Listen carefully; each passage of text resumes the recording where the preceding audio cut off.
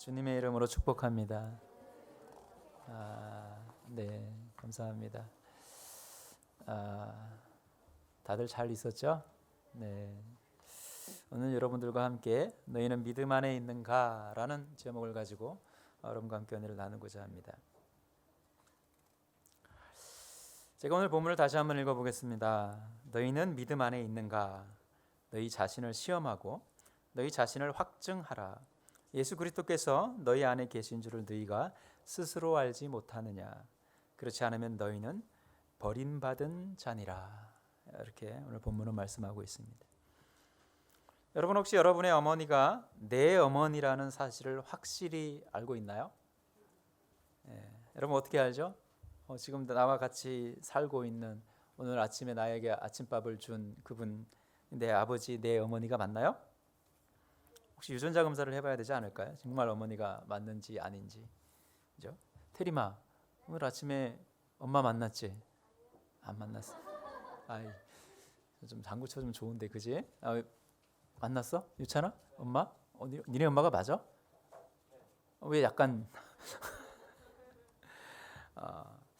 내 어머니가 아닐 것이라는 의심을 해보진 않았는지 한번 여러분 생각해 보십시오. 혹시 모르니 어머니가 주무실 때 이렇게 머리카락을 하나 딱 뽑아갖고 이렇게 유전자 분석하는 곳에 보내서 DNA를 한번 검사해 보십시오.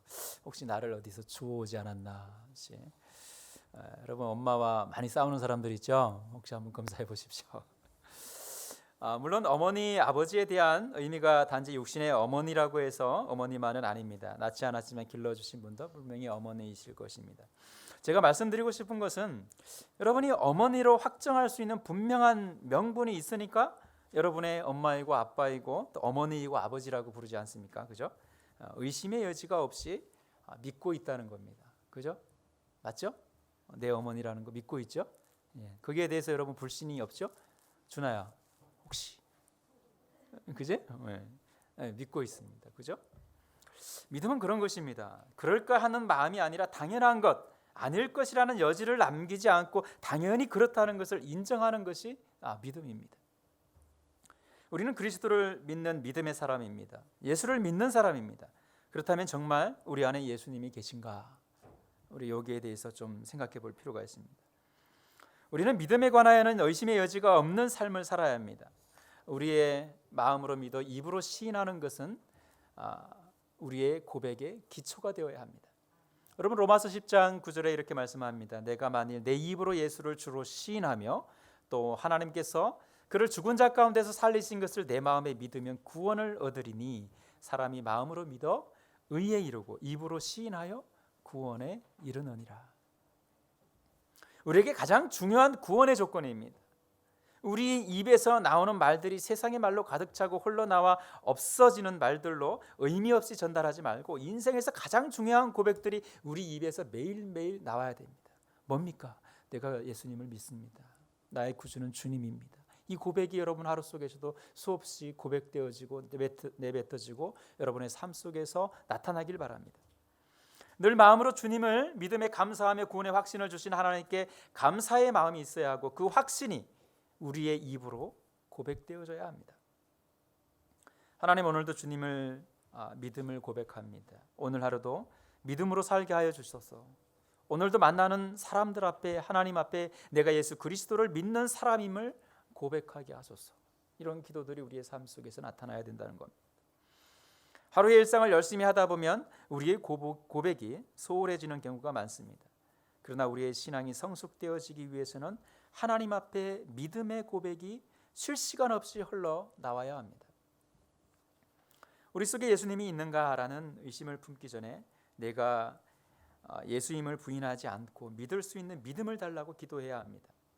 스스로 믿음이 있는지 없는지 확신에 차 있지 않다면 내가 예수를 믿는 사람이라고 인정하고 싶다면 나에게 믿음을 달라고 주님 앞에 기도하시기 바랍니다. 구원은 우리의 노력으로 이루어지는 것이 아닙니다. 에베소서 2장 8절에 뭐라고 말합니까? 너희가 그 은혜를 인하여 믿음으로 말미암아 구원을 얻었나니 이것이 너희에게서 난 것이 아니요 누구의 선물이다? 하나님의 선물이다. 내 노력으로 얻은 것이 아니라 구원은 내 노력으로 얻은 것이 아니라 하나님께서 우리에게 주신 선물이라는 것입니다. 우리의 구원은 믿음을 통한 하나님의 선물로 이루어지는 것입니다. 우리의 어떤 노력을 토대로 이루어지는 것이 아닙니다. 아무리 믿으려 해도 믿어지지 않는 사람이 있습니다. 또한 아무리 믿지 않으려고 해도 믿어지는 사람이 있습니다. 여러분, 제가 아는 목사님 중에 옥천에 여러분한테 몇 번 얘기했던 것 같아요. 사랑과 섬김의 교회 윤성모 목사님이 계십니다. 저희 이제 집사람하고 같이 있다가 집사람이 그 933 그 기독교 방송을 잘 들어요. 요즘에는 유튜브 방송으로까지 들어요. 그래서 우리 지방의 목사님이 나오신 거예요. 지방의 목사님이 나오셔서 이야기를 하는데 그분은 이제 어른이 되어서 신앙생활을 하게 됐어요. 직장생활을 하는 중에 신앙생활을 했는데 사모님이 먼저 이렇게 교회를 나가셨대요. 그리고 그 사모님이 다니는 교회에 예수가 누구인가 알아보기 위해서 마태복음을 한번 읽어봤답니다. 그런데 그 예수님이 그 목사님 마음속으로 그 직장인이었던 평범한 일상에 사는 사람이었는데 마음속으로 쑥 들어왔대요. 예수님이. 그냥 부인할 수 없는 예수님이 그의 평생을 인도하신 것입니다. 아내 따라서 교회를 갔지만 지금은 목사님이 되어서 세상에서 가장 낮은 자들을 섬기면서 회복시키는 일에 그의 모든 열정을 쏟아붓고 있습니다. 이분이 그냥 단순하신 분도 아니에요. 아버님이 정치하시던 분이고요. 아주 공부도 많이 하신 분이에요. 그런데 어느 날 마태복음을 읽다가 그냥 주님이 쑥 들어온 것을 느꼈대요. 그리고 그의 삶의 모습이 완전히 변화되었고 그 교회에서 단기 선교를 가기 위해서 사마리아 땅끝까지 이르러 복음을 전해라. 그러면 땅끝이 어딘가? 그러면서 그 땅끝을 찾아서 이렇게 다녔던 그런 순수한 신앙까지도 가질 수 있는 그런 모습을 볼 수가 있습니다. 여러분, 하나님이 내 속에 들어오시면, 하나님이 예수 그리스도가 내 속에 계시면 하지 못할 일들이 없고 그 열정을 가지고 세상을 살아가는 힘과 에너지가 넘치게 됩니다. 내가 예수님을 믿는 믿음의 사람이라면 내 속에 들어오신 예수님을 만날 수 있어야 합니다. 언제까지 교회 가기 싫고 기도하기 싫고 전도하기 싫고 봉사하기 싫고 헌신하기 싫고 그런 연약한 믿음의 삶을 살아야겠습니까? 우리에게 가장 중요한 구원의 선물을 받았다고 확신하는 믿음이 여러분 속에 계시다면 우리는 믿음의 고백을 통해서 행함으로 나타나야 합니다. 그냥 말씀을 듣고 마음에 불편한 것이 있으면 그 불편함이 우리가 해결해야 할 일들입니다. 여러분, 그렇잖아요. 저 말씀은 나에게 참 부담이 되고 저 말씀 때문에 내가 교회 다니기 싫어. 이 말씀에 이런 말씀만 없으면 나는 신앙생활하기 참 좋을 텐데 왜 이 말씀이 있어서 나를 괴롭히는 거야? 그런 경우들이 있지 않나요? 여러분, 그것이 나에게 신앙생활에 넘어야 할 산들이에요. 꼭 넘어야 되는 것입니다. 그냥 오늘 하루 잘 넘기면 되는데 목사님이나 성도들이 나의 믿음에 대해서 아무 말도 하지 않으면 신앙생활 잘할 수 있을 텐데 왜 나에게 불편함을 주셔서 교회 나오기 싫게 만들지? 우리 스스로 혹시 이런 마음을 갖고 있지는 않습니까? 여러분 마음속에 계신 예수님에게 물어보십시오. 내가 예수님 가장 신앙생활 하는데 가장 힘들고 불편한 것들이 무엇입니까? 이것 때문에 내가 신앙생활을 제대로 못하는 것이 무엇입니까? 한번 물어보십시오. 여러분들 다 알잖아요. 이게 가장 부담스럽잖아요. 그죠? 근데 하나님 그 부담스러운 그것을 하게끔 하시는 겁니다. 그냥 그럭저럭 나는 그냥 무명의 이름으로 배에 올라타고 있으면 다른 사람들이 노를 젓고 돛을 올리고 가판을 청소하고 그물을 내리겠지. 내가 굳이 하지 않아도 다른 사람들이 하는데 나를 왜 그렇게 괴롭히지? 나는 그냥 배에 몸만 싣고 가고 싶어. 우리의 신앙의 삶 속에 혹시 그런 분들이 많지 않습니까? 난 그냥 교회만 다닐 거야. 난 그냥 교회만 듣고 예배만 드리고 갈 거야. 이런 삶의 모습이 아니라 우리의 삶 속에서 내가 믿음의 삶의 모습을 살아가는 그 역할을 세상 속에서 우리는 분명히 해야 됩니다. 때로는 노 젓는 일로, 때로는 닷을 올리는 일로, 때로는 거물을 내리는 일로, 때로는 가판을 청소하는 일로 우리의 신분에 맞게 하나님의 역할들을 잘 감당하는 사람들이 되어야 합니다. 이런 생각으로 믿음의 공동체인 교회인 배에 올라 있다면 여러분은 혹시 변해야 한다는 생각을 하지 않습니까? 나는 그냥 교회라는 배 위에 올려 있어. 이것이 아니라 그 배 속에서 나의 역할을 찾아야만 합니다. 믿음의 사람은 자신의 믿음을 확증하고 보일 수 있어야 합니다. 야고보서 2장 18절에 혹이 가로되 너는 믿음이 있고 나는 행함이 있으니 행함이 없는 내 믿음을 내게 보이라. 나는 행함으로 내 믿음을 너에게 보이리라 라고 말씀합니다. 우리 속에 그리스도 예수를 믿는 믿음이 확실하고 확증이 된 자는 스스로 하나님의 말씀에 순종할 수 있어야 합니다. 해도 되고 안 해도 되는 문제가 아닙니다. 지금 못하고 나중에 할 수 있는 문제가 아닙니다. 뭡니까? 당연히 해야 되는 일입니다. 여러분이 부담스러워하는 그 부분, 그것은 당연히 해야 하는 부분입니다. 어떤 문제가 여러분의 믿음을 가로막고 있습니까? 그 문제를 해결해 보려고 노력이나 하고 있는지, 아니면 그냥 피하려고 하고 있지 않는지 우리 스스로 한번 생각해 볼 필요가 있습니다. 특히 믿음의 가정에서 아이들을 신앙으로 바르게 키우기를 바라는 부모들은 제발 자녀들에게 행함의 믿음의 본을 보여주십시오. 스스로 믿음의 본을 보여야 하지만 아이들이 신앙의 삶에서 떠나 있으면 그것만큼은 여러분 좀 타협하지 마십시오. 그냥 우리가 아이가 하고 싶은 대로 좀 내두세요. 우리 아이가 가고 싶을 때 가게 두세요. 우리 아이가 하고 싶을 때 했으면 좋겠어요. 여러분들, 신앙의 부모들은 자녀들에게 신앙만큼은 타협하지 마십시오. 신앙만큼은. 여러분, 커서도 그 자녀들에게 원망 듣지 않습니다. 신앙 때문에 트러블 생기고 신앙 때문에 자녀와의 갈등 생기는 문제들 속에는 여러분, 나중에 커서 장성해서 엄마가 나 때문에 신앙생활 열심히 하라고 했다는 것 그때서 압니다. 아주 뼈저리게 처절하게 자녀들이 알아갑니다. 그러므로 여러분들, 자녀들에게 신앙만큼은 바르게 크가라고 교육을 하십시오. 믿음이 없는 가정에서 열심히 교회를 나오면서 신앙생활을 하고 아동부, 학생부, 청년부에 소속되어서 신앙생활을 하고 있는데 믿음의 가정에 아이들을 보내주지 않으면 복음사역은 어떻게 이루어지겠습니까? 우리가 좀 더 열심히 먼저 믿고 그 믿음의 사역 속에서 아름다운 자녀들로 키워나오는 자녀들이 먼저 모범을 보이고 그 속에서 하나님의 행함들을 헤쳐나갈 때 늦게 시작한 그 아이들이 배우고 함께 나갈 것이 아닙니까? 여러분의 신앙 방식대로 아이들을 교육시키는 것이 옳다고 생각할지 모르지만 우리는 선교적 사명을 가지고 살아야 하지 않겠습니까? 우리 믿음의 가정들이 먼저 본을 보이고 함께 동참하고 믿음의 공동체를 잘 이끌어가야 하지 않겠습니까? 자녀를 위해서 기도하면서 그 자녀들이 다른 사람들에게 믿음의 영향력을 끼치는 일에는 외면하는 신앙적 교육이 그들을 바르게 키우지 못합니다. 제가 학생부를 맡아서 처음 전도사로 사역했던 교회가 있습니다. 이것도 예전에 한번 얘기를 했었습니다. 교회 사모님이 자신의 자녀들을 자신의 교회의 학생부에 보내고 싶지 않다고 했습니다. 제가 학생부 담당 전도사인데 학생부를 맡고 있는 전도사의 마음이 어떻겠습니까? 이유는 지금 학생들의 수준이 내 아이가 들어가면 저렇게 변할 것 같아서 다른 교회를 보내고 싶다는 그런 이야기였습니다. 쉽게 말해서 내 아이가 이 교회의 아이들 수준하고 맞지 않습니다. 그래서 다른 교회 보내겠습니다. 참 힘들죠, 그죠?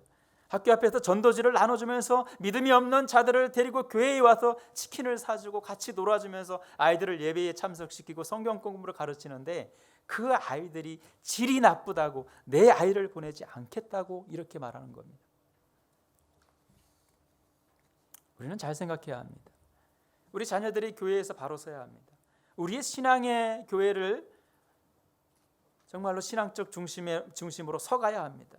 다른 생각에서 기초하는 것은 잘못된 생각입니다. 교회 공동체를 세우고 그 공동체가 안녕하기 위해서 사도 바울은 얼마나 많은 노력과 헌신을 통해서 초대교회의 믿음의 공동체들을 세워나갔습니까?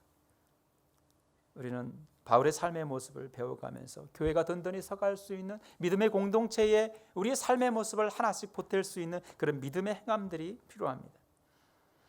우리는 믿음의 숙성을 넘어 단련된 자가 되어야 합니다. 이제는 어떤 곳에 있어서 우리의 믿음이 흔들리지 않고 많은 사람들에게 위대한 영향을 끼치는 자가 되어야 합니다. 자, 여러분, 오늘 주보에 아로니아 우리 할골에서 만든 아로니아 사진을 이렇게 실어놨는데, 여러분 제가 아로니아 농사를 짓지 않았습니까? 이게 생가로 못 먹습니다. 떫어요, 떫어. 야, 이게 그냥 처음에는 이게 참 이거 대박이다. 심기도 심고 따기도 쉽고 참 대박이다. 그래서 많이 심었다가 한 이태 정도 이렇게 판매를 하고 그 다음에 제가 망했는데, 그 이유가 주된 이유가 첫 번째 뭡니까? 떫어서 못 먹어요. 그래서 어떻게 합니까? 대부분의 사람들이 2차 가공을 합니다. 설탕과 이렇게 1:1 조합을 잘해서 숙성을 시켜서 내린 것이 오늘 여러분 주보에 나온 그 아로니아, 되게 고급스럽죠. 예. 저는 잘 못하는데 그 전문가가 있어요. 네. 네. 우리의 신앙도 그래야 됩니다. 좀 더 떫은 삶의 모습으로 그냥 먹지 못하는 그런 인생의 삶의 모습으로 살아가지 말고 숙성된 삶의 모습으로, 성숙된 신앙의 삶의 모습으로, 남들에게 좀 더 부드럽게 다가갈 수 있는 믿음의 사람으로 우리가 성장해 나가야 한다는 것입니다. 너희는 믿음 안에 있는가? 이 질문에 더 이상 변명하지 말고 순종하십시오. 예수님이 계시다면 말씀에 기초한 신앙의 반석을 세우는 일에 여러분 주저하지 마십시오. 그리스도께서 너희 안에 계신 줄을 너희가 스스로 알지 못하느냐? 그렇지 않으면 너희는 버림받은 자니라. 어떻게 보면 참 무서운 말입니다. 우리 속에 예수님이 계시면 믿음의 실천을 행하며 확증된 믿음을 보이며 살지만 그렇지 않으면 어떤 자입니까? 버림받은 자다. 이렇게 성경은 말합니다.